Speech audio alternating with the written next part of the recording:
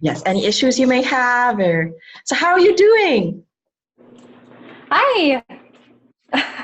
Sorry, I just got the audio working. So. Okay, yeah, take your time, settle in. Yeah, like I said, I think this is, probably just going to be you and us tonight. So take your time and ask us all the questions that you need to feel comfortable about proceeding through the course or growing your food and whatnot. So we're here for you. Awesome. Well, I didn't expect to be so front and center here.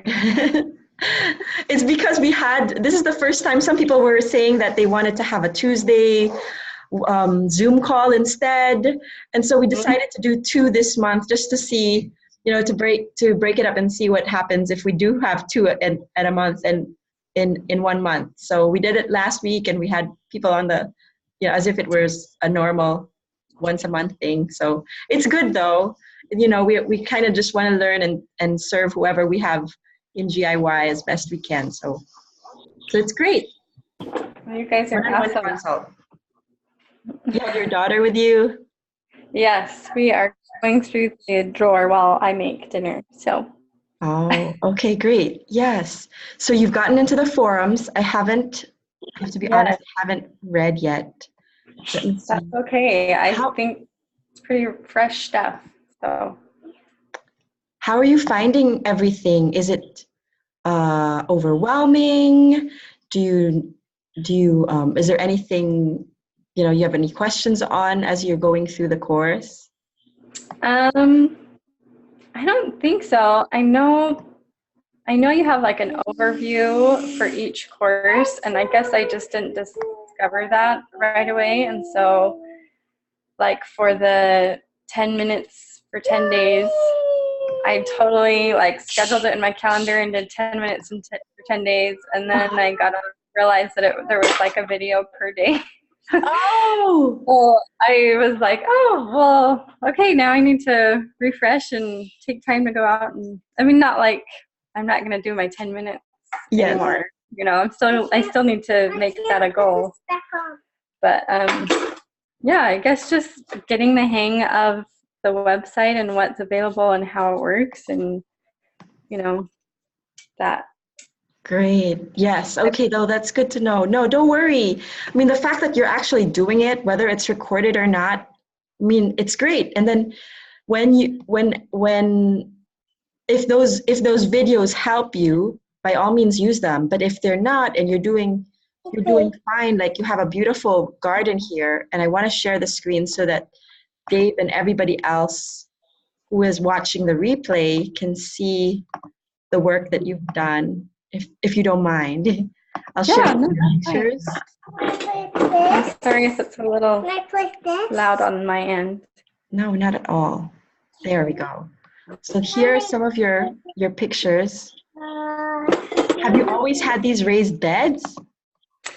Yeah, that was one of the features of the house that we really liked, because we've been wanting, every year we grow just a tiny bit more, and that was something that really sold us on the house. Oh, wow. This is such a dream setup already built for you guys. Is that a rosemary on the right side of the raised bed? Yes. And oregano's on the left, and then behind the rosemary there is sage and thyme. Awesome. So you already have some perennial herbs in there. Yeah. Ooh, Sarah, you're in Idaho. Yes. And you know what? Oh my gosh, yes. I think I remember seeing this earlier on, but I don't know. Did you ever send pictures before? I think in an email, yes. Oh, this is beautiful. What possibilities. And it's already raised. And you have a grapevine? Is that a grapevine or what? Yes. It's the Concord. I wish we would have done the table grapes, because that would have been, it's not going to grow very much for grape juice. There's some, they're great, amazing health benefits to it though, even though it's it'll not produce as much. We also have Concord on our front. Oh, do you? Yes. Yeah. That's right. I remember that from your video. It's kind of along your gate, or Yeah. not the gate, the iron stuff. The banisters, yes. So far, we've Yeah. got more leaves out of it than actual grapes. But And you can use the leaves for certain dishes where you have stuffed grape leaves. Oh, what a wonderful place! And you've been in this garden, in this property for how long? I think we're going on 5 years, 4 years. And No. every year you plant something in these beds, or tell me the story. Yeah. We have been growing a little bit more each year. Like I said, that box back by the fence is newer, and that's an area that's really hot because the sun hits the fence right there in the evening. Mm-hmm. So we're thinking we're going to grow sweet potatoes there. great. And Have you ever grown sweet potatoes before, or will be your first year? this will be our first year. There's an older couple down the road that knew we were trying to get into gardening and wondered if we wanted to know about sweet potatoes. And so we went over there earlier this week, and they gave us a little rundown that we don't water them regularly. I think that's the problem that people get into. And yeah. Oh, Do you guys wonderful. have tips on sweet potatoes?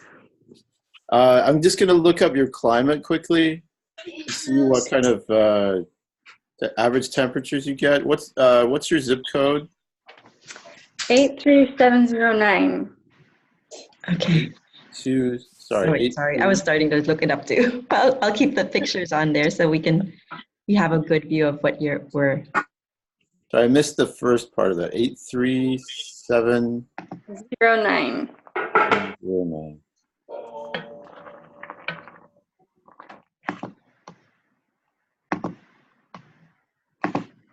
And hi, Crystal. I see you've joined us. Hi, I have. I'm sorry I haven't been on a call in a while. No, it's not. Is this Crystal Duval? Yeah. Oh, wonderful to hear from you. So we're going to look at Sarah's garden, and then we'll go hop and talk to you. Okay. Yeah. I didn't prepare for this, so. Oh, don't worry. We're just so happy that you're here. You know, sometimes as long as you hop into one of these calls, you kind of you see what other people are growing, and you get ideas, and then you start wanting to do something yourself. So Yeah. you're welcome here. Do not worry at all. Okay. Thank you. Loud. So the temperatures seem pretty comparable to the climate, but you don't get that much rain. Is that true? You have a dry summer? Yeah, probably for the most part. It's, although we've had a lot of moisture lately, but. And did you say it's a lot like Utah? Is that? No, just the temperature-wise, it's kind of comparable to. Is it Zone 7? Okay. Yeah. So where would you like to start? Is there anything specifically? I can go into the sweet potatoes, but I don't want to. That's not the most urgent question that you'd like to get answered. Then I don't know if you want to. What are the most important things that you'd like to start with?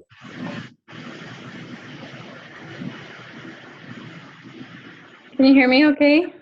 Yeah, we can hear you fine. Did you hear us? Dave was asking what the most important questions you have are at the moment for your garden. Well, I'm sure I haven't gotten into the picking your plants yet, but that's kind of something that I guess I will need help on. Okay. Oh, that's a But, good, yeah, that's a good goal to have. How much of this is planted every year? Are all the beds filled and the grapes are, grape is going and yeah, so as far as perennials, we have strawberries down on the ground to the left of the grapes, and then I put an artichoke plant in to the right on the very end of the grape area, but I don't know if it'll survive. It was looking kind of sad.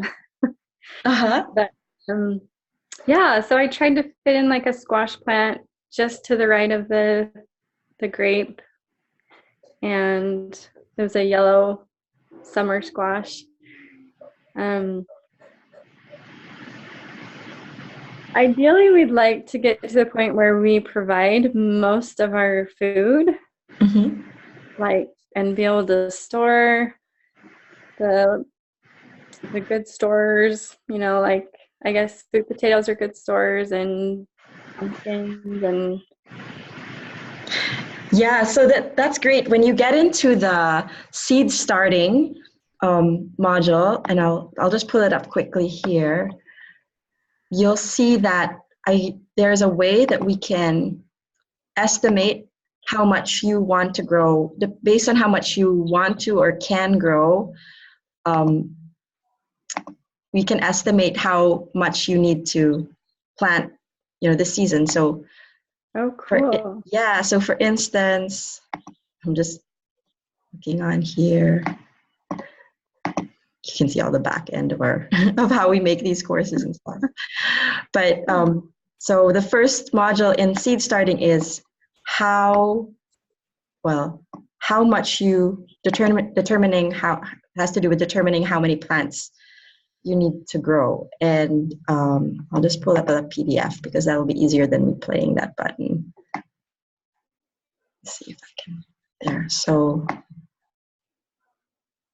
Dave will tell you that, diversity of you'll probably be choosing among 7 major plant families, just because they're the most popular ones what we grow from anyway as farmers or gardeners here in Northern America, and also because you want to have a good representation of diversity. Any more than these, and that's more advanced. We would want you to start like 7, and this is easy enough because you have your beans, maybe a spinach or a beet, a brassica like a kale or a radish, a carrot, and you don't have to do it all at once. In fact, we say just do 4. But if you have to go like, oh, I want to plant as much as I can, then you choose you try to represent each of those families, and then. Oh, sorry. Go ahead. So you start with those first 5 at the beginning of the season, and then you go into those warmer ones. Yes, and things like sweet potato don't even fall into this category, really, right, Dave? They don't even. But it's a great ground cover. I mean, and then it's good, and it's a diverse thing. So you have one extra thing that's even more, that's different than the rest of the plants that you're growing. And we do have, we're always trying to do the sweet potato because they're one of the bigger ROIs for, you plant a sweet potato, even if it's from the store, as long as it's organic, and it'll grow so much more than what you started out with. And then I looked at how many pounds typically the average American eats of each of these common crops that we grow are. And awesome. Based on how much the average American eats, then we can say, okay, so based on the average American consumption, for one adult, I need to plant 2. This is the most important thing: 2 to 4 beets, for instance, or 55 carrots, or tomatoes. So this is all in the course, like 7 to 14 tomatoes. And then the herbs, I didn't do any calculations for those because that's kind of too small. And then if you wanted to know the formula for it, for something specific, you could have it, but we already calculated it for you. And then what does that look like in the spring per adult, move my, there we go. You know, if you wanted to have 100% of your consumption of these things satisfied from your garden. So you don't necessarily, you know, have to, I mean, we only recommend, okay, just start with 4 seeds and then let's see how much you can grow based on your space and based on, so 21 to 42 lettuces, that may seem like a lot, but from your space, I can see that happening. What do you think, Dave? 20 lettuces in her space, right? Yeah, I mean, we don't have much space, and I will typically do about 60 to 80 heads of lettuce a season. It's Wow. tough to really get lettuce in the, like, reliable lettuce in the summer unless you've got row cover. But all the way from now until June for us, we can get lettuce, and then once you have the head too, you don't pull out the head of lettuce. You can just cut it at the ground, and then it'll grow back again. It might not be as big, but they call it cut and come again crops. So lettuce and kale and Swiss chard are things that you can cut multiple times and get multiple harvests out of. So, Yeah. how many times can you do that? Cut and what was it? Come again, Kate, about 3 years, depending on the variety. You know, if you suddenly have a frost or something, you forgot to cover them. 3 times, not 3 years. Sorry. 3 years? Oh, 3 times? Yeah, what do you mean 3 years? No, kale. Oh, maybe for lettuces, yeah, you can. Yeah, But lettuces for are kale, annuals. They're longer. probably not going to. So what Nikki is referring to is kales, and some of those things actually can establish themselves. They're biennials, so they won't flower the first year for some of these things, and then you can actually overwinter them, and they'll develop an even stronger root system, and then you can harvest from them the following year. So that's even nicer because then you don't have to start any seeds or seedlings. Yeah. Now, beets, of course, we dig out the root because that's what we eat. So that's totally an annual. But so given that plan, then you think, okay, if I want to supply 100% of my tomato needs, and this is what my family looks like versus an adult, then I have to plant 42 tomato plants. And then you have like a spreadsheet of your 4, and we ask you to do this yourself with the 4 selected plants that you have. And then to calculate according to how many adults, how many kids in your family, how many you would need to do 100%. And then you just adjust from there. Like, okay, I don't think I have room for like that many, 42 tomatoes, because the size for tomatoes is bigger than carrots. So carrots, you could do 42 carrots in a smaller space. But then you have your own spreadsheet to do it, and then when you download this, it's a fillable PDF, so you can just do the calculation right there. Okay. Yeah. Awesome. Yeah. So, one of the things that I like to do is there's a couple things you can do that don't involve very advanced practices, but it's just a different kind of mindset where you can kind of multiply your harvest. So the 2, aside from soil, which is really the kind of the biggest multiplier, if you have amazing soil, then you can get really good harvest. But the 2 things that are very easy that I recommend are crop rotations, multi-season growing. So you have these raised beds. You don't just use them for a single season. You grow things in them, and then you have the next season of crops. So you're constantly rotating new crops in and out of the same space. And it's very easy to get 3 seasons of growing in the same raised bed. So you get 3 times the amount of crops that you normally would. And then the second multiplier that it's very good for using up your space is you can grow vertically. So if you add trellising then around your raised beds, there's a lot of vining plants that will grow if you let them sprawl on the floor, they would take up a lot of room. But you can get them to grow on a trellis. And once you grow into 3 dimensions, then you can stack things underneath those that like shade. So then you're getting multiple crops in the same, it's like the same 2D space, but they're different. They grow at different 3-dimensional levels. Okay. So that You already have trellises there. Yeah, she has a trellis here. And I don't know I mean, this is a good trellis for, usually you have herbs here for your kitchen garden, Sarah. Is that what you normally plant here, all the herbs? I've had a variety of things there, just kind of testing out. Yeah. We've had cabbage there and bell peppers, and the bell peppers don't do well. We haven't figured out those, but kale. Yeah, we just. Have you grown anything on those trellises We before? tried cucumbers, but those, I don't know if I just started them too late, but they didn't really grow very far. And they kind of ended up growing into like more ball shapes than cucumber shapes. So I don't know.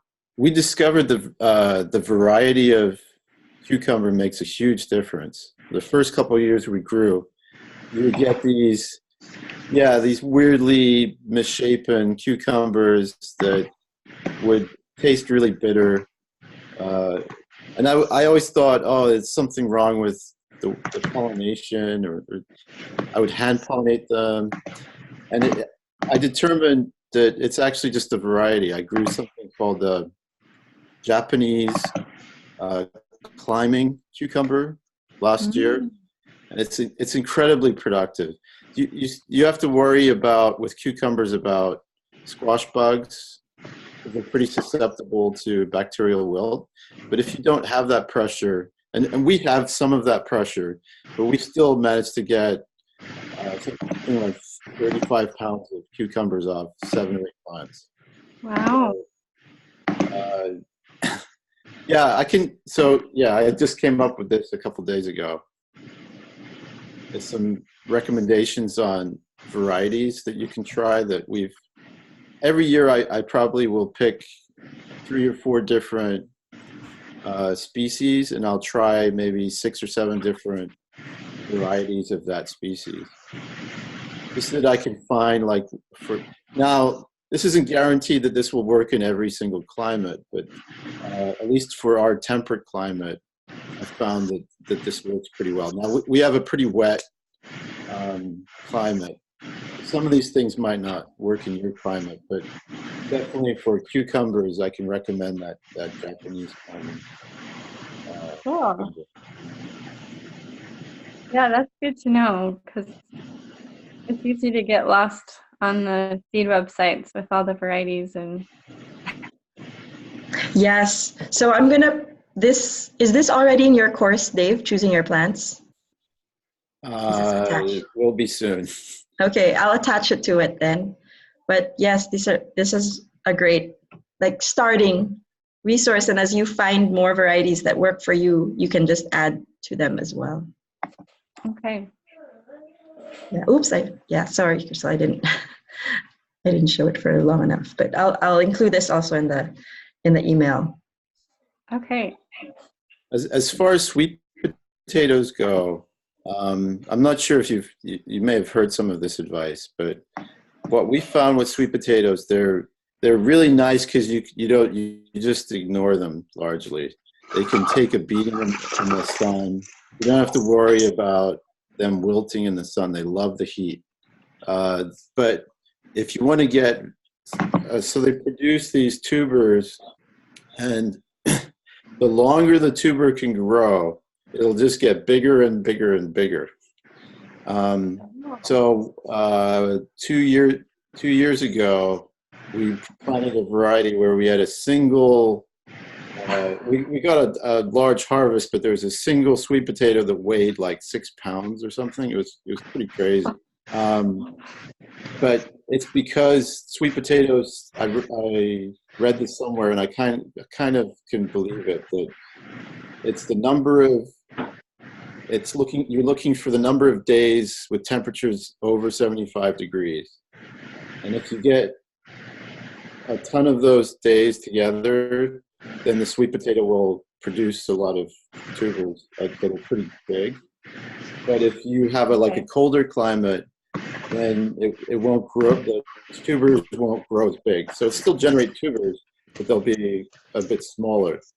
When you're looking for varieties of sweet potatoes, it's important to look for the ones with the shortest.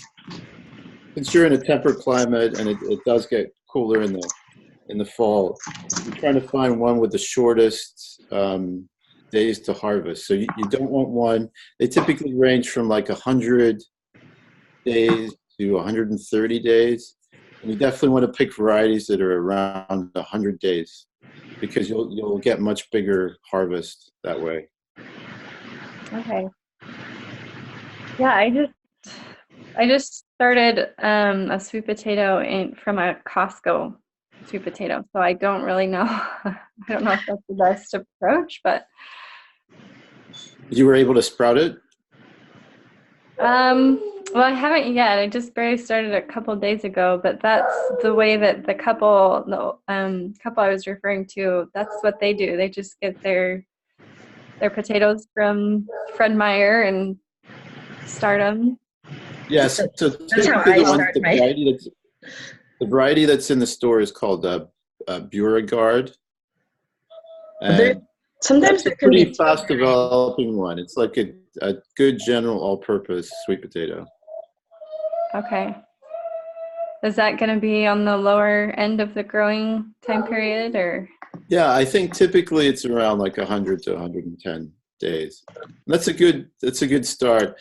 I have had spotty luck with some of my sweet potatoes, so I get slips from, there's a place in Virginia that sells the little plants of sweet potatoes are called slips. You can get them online. There's a couple places that will sell them online. And what's nice about the one sweet potato is that you only need one sweet potato. It'll generate slips. Once you get it actually rooting, it'll just keep on pumping out slips. So you just kind of gently break them off. It'll take a while though because it's looking for the heat. So it might take like a couple months before it actually pumps out the slips. But once you get a slip, each one of those is a separate plant, and then you carry those probably like late May, early June. It's the best time in the temperate climate to put them in. Other things, you can eat sweet potato leaves. So they're actually really tasty in stir fries. They're kind of like a milder version of chard or spinach. So what we do, you'll actually get more leaves than you do tubers. You can, what do we do? We blanch them. Blanch them, yeah. Mm-hmm. So we first rinse them off, the soil off the leaves, and sometimes had like this whole big harvest of leaves, and then so that'll take, the processing will take like some time. So you just kind of set aside like some time with it, and the kids will enjoy doing it too. So wash off the leaves and then try to cut them into smaller batches and have a big stock pot of hot water and blanch them for, I forget how many minutes, maybe 3 minutes or less. And then after I blanch them, then I put them in Ziploc bags and then into the freezer. So whenever I needed like a spinach type thing, instead of buying spinach, I just used the leaves from the sweet potato. And they're edible. And in some countries, like when I brought that hull into the house, it was standing in my front door, and the postman here is Vietnamese. And he said, I know what you're doing, because he knew in his culture, they did that all the time. They just harvested the sweet potato leaves to stir fry. So it's awesome. a common practice. Yeah. I love knowing that. Yeah, so that one bed that gave us about the same size as your little bed for sweet potatoes now, it gave us 25 pounds of sweet potatoes the year that we grew in that space.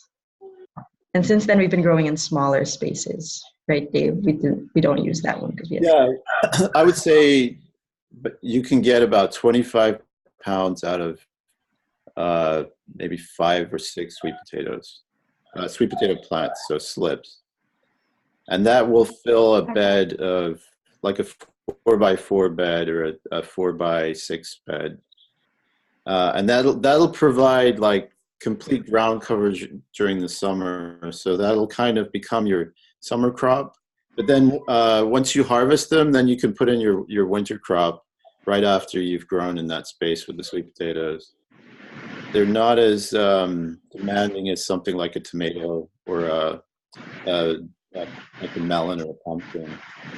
So you can pretty much grow in that space. I mean, I'll probably put things that are a little lighter after the sweet potato, but you can plant pretty much in that space right after that.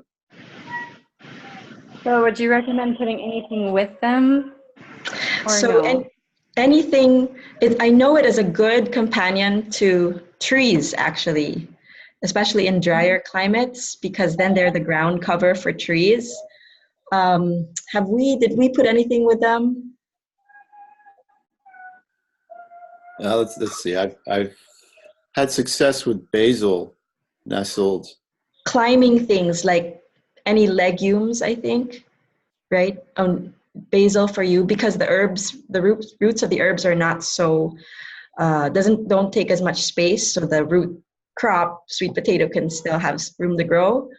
I think legumes or climbing peas or pole beans would do well, because then they'll be climbing. If you can find a trellis for that, then, or even poles, even bamboo sticks, then the peas or beans will grow up and still provide nitrogen for your sweet potato, but it won't sort of interfere. So your stacking functions, you have a climber and you have a ground cover there for it. I haven't done much more, Dave, than that. What about in your work bed? Because Dave plants. I mean, I've tried tomatoes in the same space, but they don't really overlap. If you really want to get your biggest tomato harvest, the season is a little earlier. You start tomatoes a little earlier.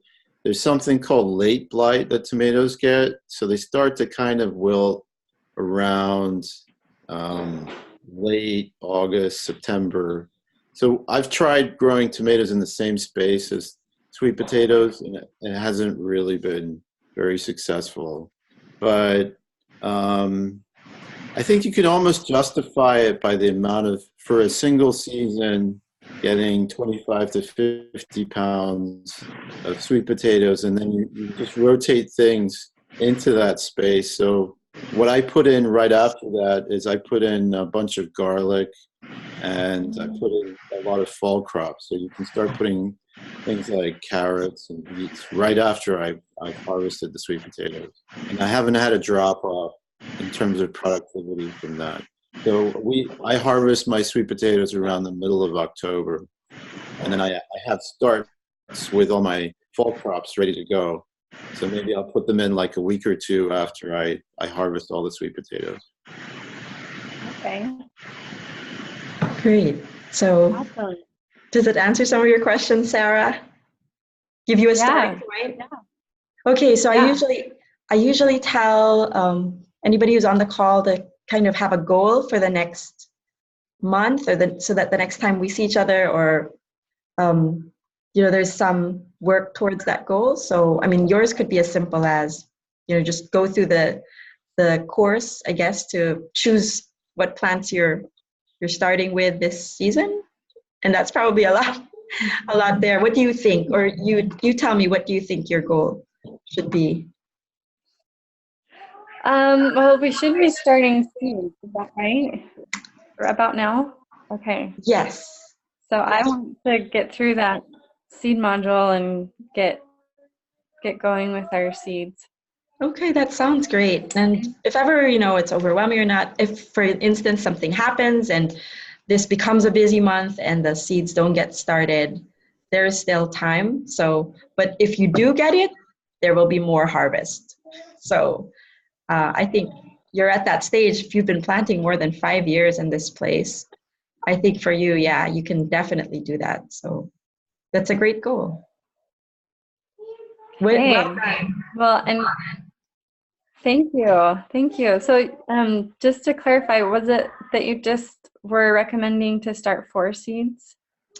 I was For for this? beginners. I was for beginners so as not to overwhelm people. And um, as I learn how people are growing more and more, I'll see like, I'll be able to sort of say, okay, this person is, I think you're one of those people who can grow more than 4 seeds, right? Am I right? Because you have in the past. I want to be. I want to be one of those people. Yes, I So think you can, because some moms are really, they're more over, they have more on their shoulder, and I mean we all do, but if this is a priority for you, then the seed starting, the choosing your plants and the seed starting will help you choose those 4 or more, like 8, and be able to show you how to plant in waves. So if you wanted to start 3 trays, for instance, going at the same time with 4 different plants each, you could. If you wanted to like make it simpler, because you have a lot of babies to take care of, right? So maybe two trays at the same time, you could do that. And then, or if you wanted to do 1 tray, and then after that 1 wave is out, transplanted, you start the next tray, you could. So there's like different options for you that you can think of. Okay, I'm going to do 1 tray of these 4 seeds and another tray of these 4 seeds. When do I, also the timing is key. So you won't necessarily plant summer crops earlier than now. You want to start still your spring crops.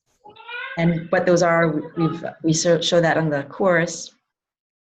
So you want to focus on those first. So I think for this month, like if you just get your spring crops started and then they're out in a month into your garden, then you should know what your second wave of crops should be. Does that sound concrete or clear? So get the first set done and planted, and then figure out what I'm gonna have coming up. Yes, for the right? summer. So think of what are your crops? What do you have anything yet, or you're still figuring it out? No, I don't know, because I'm still, it's okay. I'm still figuring out timing. Like that's something I'm still trying to wrap my head around is, I mean, I was pretty old when I discovered that strawberries were not always in season, because I just always had them at the grocery store. You know, I was like, oh, strawberries they're not available all year round. You know, I just didn't grow up with a garden. So knowing when things are in season is something I'm still trying to wrap my head around. And then I'm kind of a procrastinator, so planning ahead is another reason. And I can give you a quick rough So like,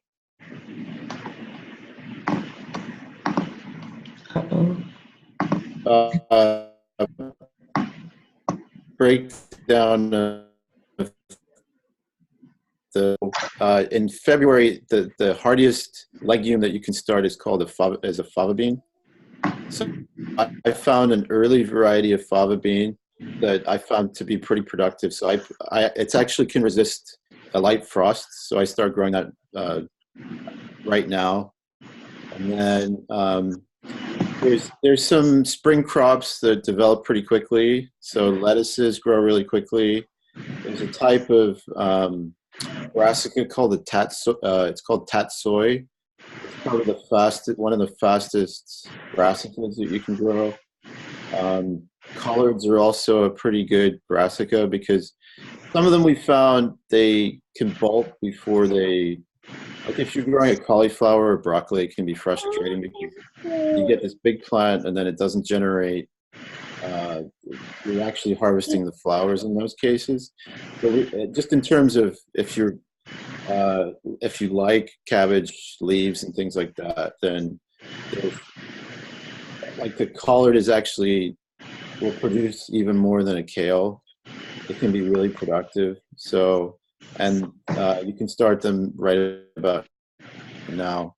I'll start peas. Now it's a little early for peas. They like it a little bit warmer. They take it a little longer, but you can start them pretty early as well. And then legumes, you can also plant a lot denser than other things. So I discovered this a couple of years ago. There's short peas that you can grow that only get about 2 feet long, 2 feet high. So you don't need any support for them. And you can literally put hundreds of these things in a small space and generate huge amounts of peas. Then you can do onions. So we've started some onions. They'll only be ready in the fall, but you put them out in the spring. You can also buy transplants. So they're like, a lot of people buy these little what is it called? They're like these little onion sets. That's what they're called, sets. But they're not that. I found they're not as productive as. There's a few places that sell things called transplants, and these are live plants that are still kind of immature. And I found that those are a lot more productive if you just don't have the time to start onions. Then beets and carrots you can start now. Pretty much any variety. In the garden? Sorry, what? Right, in the garden? Oh, so we've found that you can start anything indoors, including carrots and beets. And depending on the variety, you can transplant these carrots and beets, and you'll still get a harvest. Like they'll still form roots. I was a little dubious when we first started doing this that you could transplant a carrot, but ever since I've got used to this idea of starting seeds in a seed flat first. Yeah, I don't really start much outdoors. I might start peas outdoors, but that's pretty much it. I won't really start any other seeds directly because it's just the germination rate that you get out of starting in a tray is much, much higher. And it's just a lot. You're not constantly questioning, will my seed sprout? It's just not as reliable as when you start in a tray. Then you know exactly how your things are germinating. Okay. And the other thing I was going to ask is, we just are trying to avoid bringing plastic in to our garden or into our home, and so I was thinking of the idea of using wood flats. Yes. And I guess making them. Make them. But do you have ideas on size that we should be aiming for?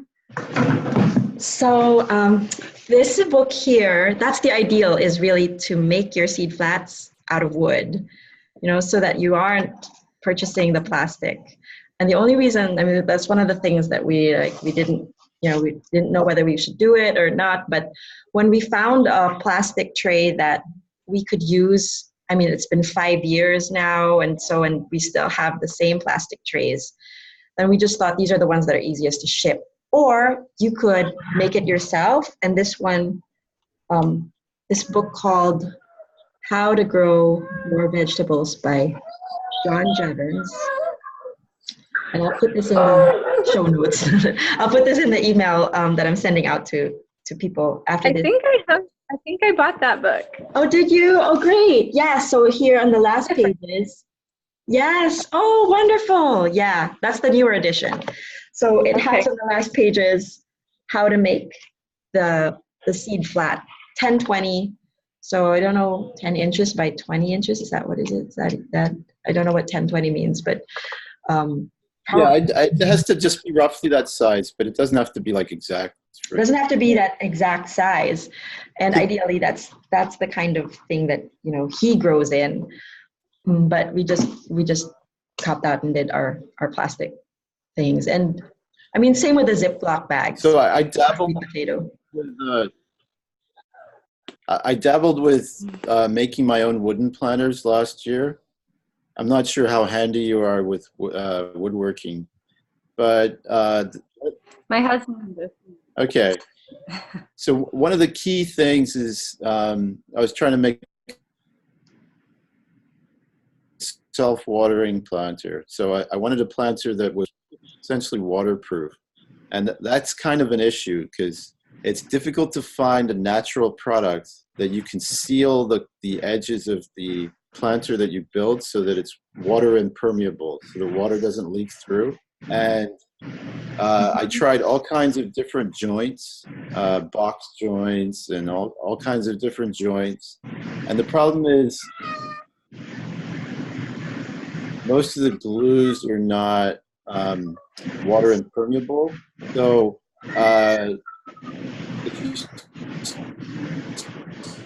if you search online for this, there's only one ancient technique that some German guy figured out for the like you can use these things called ring nails to seal wood. So you don't have any glue or anything.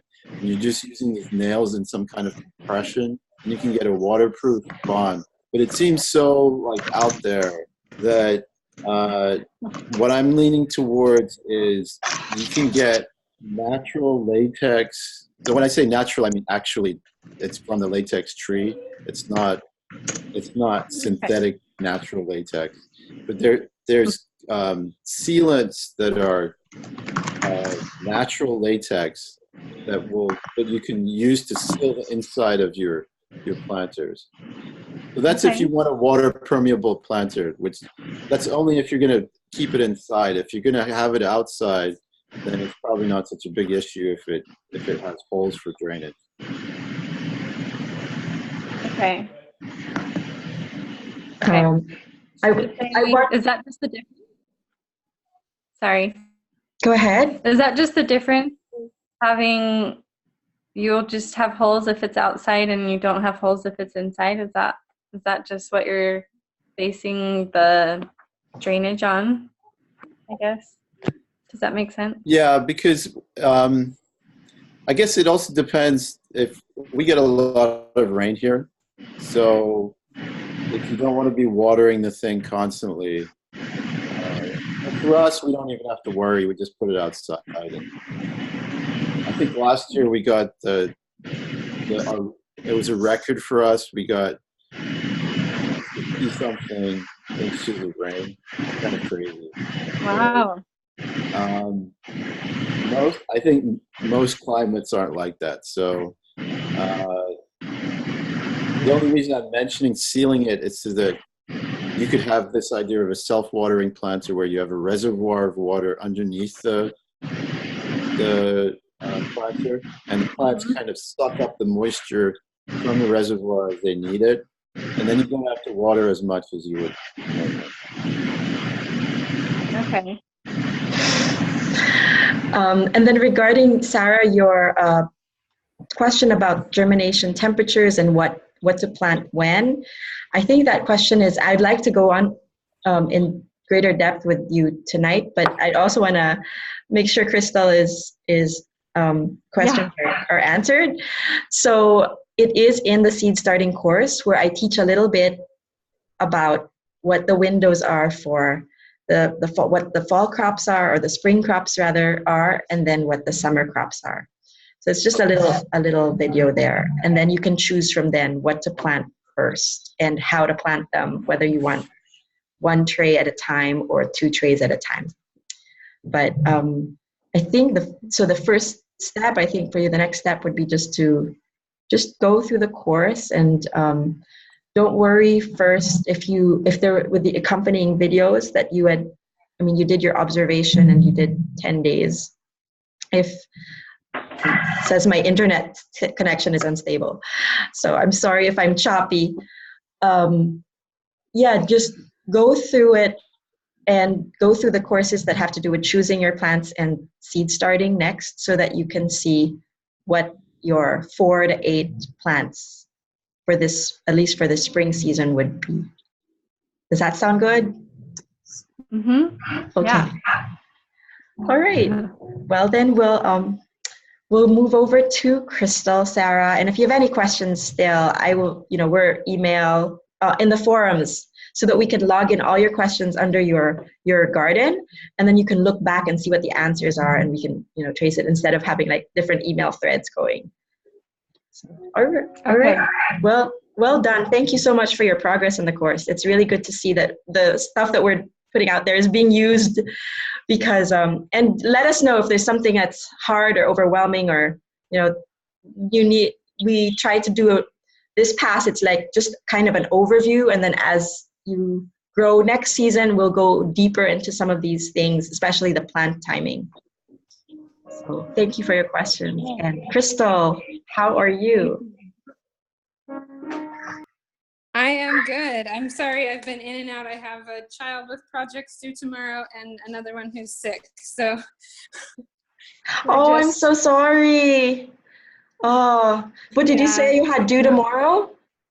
My daughter has a project. Oh, wow. Are you homeschooling? No, just regular Yeah. school. Yes, regular school. Yes, We that's totally hard. know about that. You have no homework. You have no homework. Oh, I have a project due tomorrow. Why didn't you tell me about it for the last 3 months? Yeah, but it's good. She's doing good. So I just have been helping occasionally, stepping out for a minute to help her. So as far as, I have not been doing very good as far as gardening, anything. Yeah, because last year my husband, so we used to do it in my husband's grandpa's garden, and he passed away, and so I didn't plant anything that year, which is fine, and I just was focused on other things. And but I've been thinking that I really do want to try to start doing something. So anyway, yeah, Lydia, work on your project, okay? So I'm thinking I'm one of those people who should probably just do like 4 things. Okay. And just try to do that. So I don't have a plan yet, so I don't know what questions to ask, but. Well, I've seen your backyard. You still have your compost bin there under the big tarp, or without a tarp, right? Yeah, without a tarp. I never did. And it's nice. It must be nice now and soily. Did you harvest any soil from there? Or? You know, I haven't. I just keep dumping stuff on it. So I'm sure that there's some good soil underneath. I just need to do it. So, and I haven't done anything with it, but I bought a worm bin. And I also bought one of those, well, I asked for it for a birthday, but a garden tower. It's like, it has like pockets around it, and then the worms can go in the middle, and you put your compost in it. And anyway, I need to fill it. So I was thinking I wanted to do that, and then maybe plant some in our big garden area. I was thinking about planting things like cucumbers and maybe some cabbage. Yeah, I hadn't gotten much farther than that. So anyway. That's great. So, no, it's good. At least you're thinking. And I'm so sorry about hearing of your father-in-law passing away. Was it grandfather-in-law? Grandfather, yeah. He was 93, and he was out in his garden every day until like a month before he passed. So it was good. Wow. he was a really hard worker. So he was. And I remember that that was a real connection that you guys had, that you were planting in his garden and he was really enthusiastic about it. And I think that's really special. Most of the work. Oh, yeah. I'm so sorry to hear that. But it's okay. New beginnings, and I'm sure you'll make him proud with this garden to come. Yeah. So the worm tower, garden tower, I've seen those because they are available to teachers in our public school, and they use them all the time. So usually, you wouldn't plant things like watermelon there, of course. You probably right. But the lettuce. So I was thinking about doing strawberries. And then a bunch of herbs. Yes. Because I would love to. That's one area that if we could grow our own, it would save a lot of money, and it would be super nice to just be able to cook with them more. So that's strawberries and herbs, and then some lettuces. I was thinking about doing some kind of, the chop. What did you call it? Yeah, we were talking about it earlier. Chop, where you yeah. can cut and come again. Yeah. Yes. So, I think those are great. The only thing with the strawberry, though, it's not going to yield a lot because it's a small space for it to grow. But if you put the strawberry outside, you can just plant it outside and not worry about it that much, Crystal, and it'll Okay. grow for you. Just during, because you're in URM, right? So, usually it'll just be during those hot times that you want to put in the shade because it's a cool weather kind of berry. So make sure, it either has a shade cloth or it's in the shade or it's in a sunken bed or something that's watered a lot during the hotter months. But the lettuce and all the herbs, that tower, I think that's fine. Yeah. What do you think? So would you keep the tower inside then? I Yeah, wasn't sure. I would keep the tower inside. That's what it's used for. It's used for indoor because growing I've seen in a a lot sunny of window. pictures of it outdoor, and I was trying to decide if I should put it outside during the summer and bring it in during the winter, or I don't know. I guess it depends on how much sun you get indoors, because some of these things, especially fruiting crops, will yield a lot more if they get more sun. Okay. So we do have I have a window that's south facing that would probably get a lot of sun. The only problem is it's in our bedroom on carpet. So I'm not sure how my husband's going to feel about that. But that would be a perfect place for it, actually. I don't know, I would have to put something down under it. What we do is that I can probably kind of show you. Yeah. You see the shelf there? It's Yeah. kind of in the middle of the window. So I just mounted a kind of a plank across the upper part of the window so that I wouldn't have to have anything on the ground. Oh, yeah. Or like a plant stand. You can put the tower on a plant stand, on a chair somewhere where it's a little bit elevated. I don't know how young your little ones are, but then, My youngest is 5, so we're okay. Okay, good. As far as that goes right now. Okay. So I guess it rotates, so I would just probably need to rotate it so that different sides got sun. Yes. So Okay. I have a planter here too that's actually on a bar stool. So my planter is just a bar stool that I salvaged from the street, and so the bar stool it spins, and so you can turn it to get sun. Okay. Yes. Cool. Interesting. There are also varieties of strawberry that are do better in hotter climates. They've kind of been bred for California, so I could send some of those varieties. Like there's one called Chandler that does better in hotter climates than some of the other strawberries are suited for the Northwest, which is not similar to the climate. So. Yeah, so I was wondering about that because I would I don't know. I know that there's some strawberry plants give you more strawberries and some give you bigger strawberries. And I don't know that I just want, I guess, the most strawberries for my plants as I can get. So I don't know. But yeah, if you have some that you'd recommend, I would love to try them. I'm just typing down what you're saying so that I can make sure to follow up with you. Okay.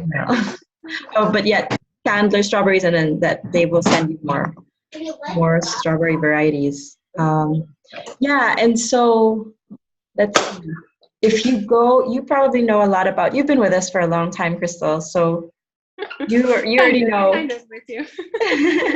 Yeah, I don't know. So if you wanted a review on what to grow outdoors, if you got there, at least you know what specifically you are growing for the grow tower. So that's a good start. But if you wanted to start planning for outdoors, planning just, and so as not to be overwhelmed, just take one garden bed and 4 seeds for the spring. Then the seed starting and the choosing your plants courses they're really short ones. Like choosing your plants is 4 days of 10-minute videos, which just tell you a snippet a day, so it's not overwhelming, and you don't even have to do anything to the end.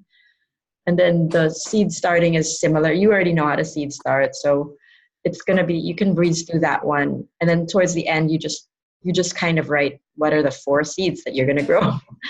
So that's all. You don't even have to, if you're not aiming for a specific yield, you know, that I want to grow 25% of your food or whatnot, then, you know, you just want to get something in the ground growing for this year, little by little, then, you know, just choose those four seeds. And if that is even more overwhelming, like Dave said, you can even purchase the plants. Okay. So, right? Yeah. So strawberries will need to be purchased because, or yeah, Okay. unless you have strawberries in your grandfather's yard, that great grandfather-in-law's yard that you want to bring over, because No. those cuttings are good. You can start a whole new patch from those. So he didn't have strawberries, but he had raspberries, and I tried to transplant them twice. Uh-huh. And they got, I can't remember, the first ones just died. I don't know, they didn't get watered or something. And then the next ones got mowed over because we had somebody coming to mow our lawn. And so Oh I tried twice, and the second Oh, time they were no. doing really good, but then I didn't talk to the guy who mowed our grass, and so they got mowed over. So and now the property got sold. So anyway, Oh, access okay. to that anymore. But anyway, so yeah. Okay, so so if I were to plant 4 things outside and try to start, so if I could start cucumbers and cabbage from seed, right? Inside? Yes, Okay. you can. Okay. And then Dave, do you think cucumbers you should start right now? okay. I'm asking Dave. When does it get, what's the temperature right now? She's in Utah. I'm in so- Utah. It's been warm lately. It was in the 50s today, but I mean, last week we had snow, so. But you have like an extended summer though, right? It's generally warm until what, November or? I don't think, not quite. I don't know. I mean, I guess maybe for plants. Usually the first snow we get is end of November or December. Sometimes it doesn't snow until December. And then how hot does it get during the summer? Occasionally it'll get over 100, but not very often. Maybe a week out of the summer it would get hot. So yeah, cucumbers, they're a little bit weird. They don't like the heat as much as other things like watermelons or melons or pumpkins. So it's good if they have a little bit of shade, but they still don't like the cold though. So no cucurbit likes the cold. You definitely don't want to be putting it outside until it's at least stays in the 50s or 60s at night. Yeah. Now, you guys have like a cool thing on your website where if I just say I'm going to plant cucumbers, it will tell me when I should start them, right? Yeah. So it's our designer. I'm about to start updating it because it works, but it's a little bit flaky. So if you can quickly get a readout of like when you should be starting your crops for a specific zip code. But in terms of like if you lay out where it's going to go in your garden, that's something we've been working on this core course. That's like the next thing on my agenda to update. But yeah, you could quickly get on that thing and spit out a rough date for some of the animals that you might be interested in. Okay. Yeah, and then this is the temperature variation in Orem, Utah, Dave, if you wanted to see it. So cucumbers, I think it's a bit early, right? That was what I was getting, or? Okay. Yeah, it looks like you would wait till maybe mid-May. Okay, well that to start them indoors. You could start them indoors like April. Okay. Mid-April. And then all cucurbits you want to transplant out pretty quickly. So you don't want to wait more than a couple weeks before you put it outside. Okay. What you don't want is like this huge vine that you're trying to transplant outside. Gotcha. So with a cucurbit, you want it to be about this tall before you put it outside. Okay. You could also start them outside, so you don't. At that point, if you wait till the beginning of May, you don't even have to keep them indoors. Just start it outside. Okay. Yeah, usually for our area, my husband's grandpa would always say Mother's Day was when you should plant outside after Mother's Day. Right, I've heard that too. When is Mother's Day this year? It's May usually 12th. May 12th. May 12th. Yeah, So- so May 12th, it'll be around, the average high will be around 75 and the average low will be around 46. That's a really nice time to plant because most things will germinate at 60 and 75 is their optimum germination rate.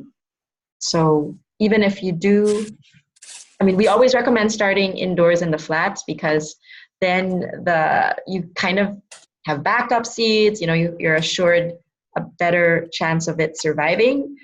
You can do both. You can have some outside and some in your flat, and then you can transplant your flat out Mother's Day. So Yeah. May 12th. So I would cucumbers, yeah. say it's a little hard to grow brassicas if you start them that late because they don't really like the heat at all. They'll start to produce flowers. So do your kale So and that's col- for the cabbage. If I want to do cabbage, Yeah, the would cabbage. that be I would start the cabbage Brassicas. now. Yeah. 'Cause in a flat inside yeah. or outside?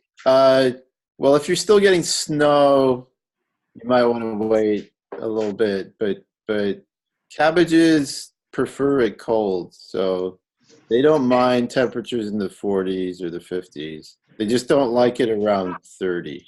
But it's better to start them earlier. Okay. Awesome. So cabbages And then and as far as herbs are, what kind of herbs are you interested in growing? Parsley, basil, and I've grown those before 1 year in our garden in our current house. And then I would love to just do a variety. Trying to think, maybe dill. I don't know. I would love to get a lot going, you know, but I probably should start smaller. Oh, cilantro. I like to use cilantro a lot. So great. So I'm typing down your crops and I'll post it in your, do you get to access the forums where you can see sort of? I explored a little bit so I got an email and I need to ask you guys if I can still re-sign up. Oh, for sure. Yes, Okay, for okay, sure. Okay, Dave will take care of you. he'll be in touch. Okay. Okay, Thanks. sounds good. Yeah, because I need to go on and see what all you guys have done because I really haven't looked at it enough. No problem. So this Yeah. will be good. Yes. And everything is bite-sized. Like every little module is just, 4 days, 5 days. The largest one is design. Like if you wanted to really go and do a good design of your house, then that's 10 days. But you can jump in whenever you want, wherever you want, seed starting, choosing your plants, transplanting. Well, so I think it would just be good to have, I need to have some accountability to someone to actually do it. Okay. So this will be good. Oh, wonderful, Crystal.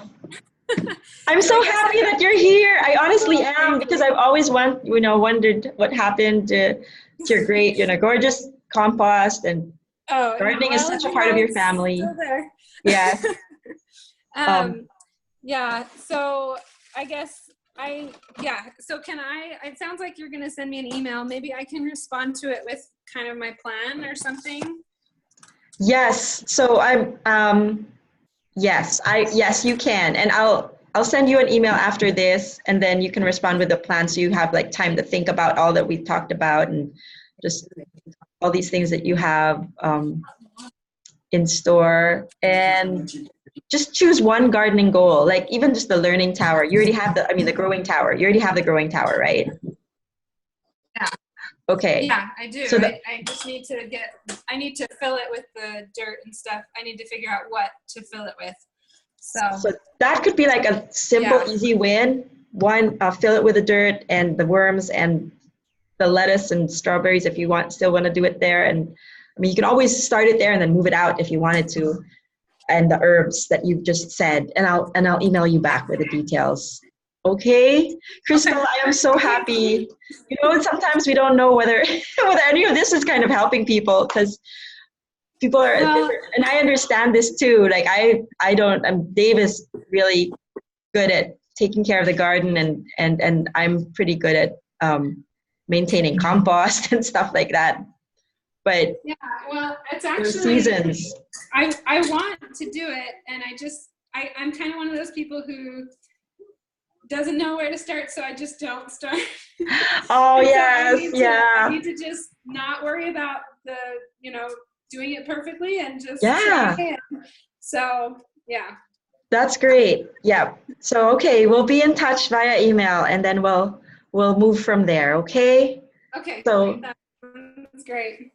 Thank you. Very good. I'm so proud of you, Crystal. You should be proud of yourself too. This year is going to be your gardening year, so watch out. Thank you. Thanks so You're much. welcome. Okay. Good. It's great seeing you. Bye. Bye.